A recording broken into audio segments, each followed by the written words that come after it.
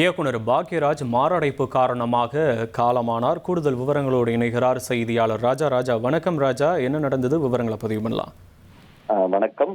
நடிகரும் இயக்குனரும் எழுத்தாளருமான screen play புகழ் பெற்ற இயக்குனர் பாக்யராஜ் சென்னையில் உள்ள ஒரு தனியார் மருத்துவமனையில் மாரடைப்பு காரணமாக சற்று முன்பு காலமாகியிருக்கிறார். இவரது மறைவு செய்தி திரையுலகத்தினரே அதிர்ச்சி உள்ளாகி இருக்கிறது.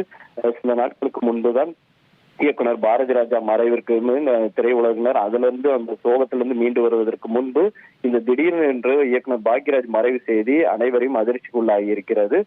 இன்னும் சற்று நேரத்தில் அவரது உடலானது அவரது வல்லூர் கூட்டத்திற்கு அருகில் உள்ள அவர் வீட்டிற்கு எடுத்து செல்லப்பட இருக்கிறது. இன்னும் இந்த அதிர்ச்சியின் மீளாமல் திரையுலகினர் நேரில் சென்று அவர் இல்லத்திற்கு சென்று அஞ்சலி செலுத்த இருக்கிறார்கள்.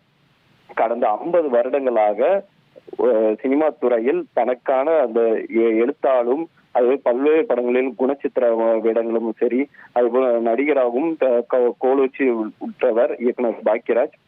அவருடைய எழுத்துக்கு அந்த அளவுக்கு மதிப்பு இருக்கிறது. பெஸ்ட் ஸ்கிரீன் பிளே என்று பல்வேறு விருதுகள் வாங்கியிருக்கிறார். அவருடைய படத்திற்குன்னு ஒரு தனித்துவம் இருக்கிறது. பாரதி ராஜா பட்டறையிலிருந்து வந்த இயக்குனர் பாக்யராஜ் சற்று முன்பு காலமான செய்தி திரையுலகினரை அதிர்ச்சிக்குள்ளாகியுள்ளது. இனி செல்லும் இடமெல்லாம் செய்தி.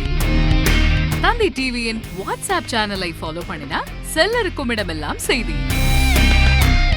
இதோ QR கோட் இப்பவே ஸ்கேன் பண்ணுங்க, ஃபாலோ பண்ணுங்க.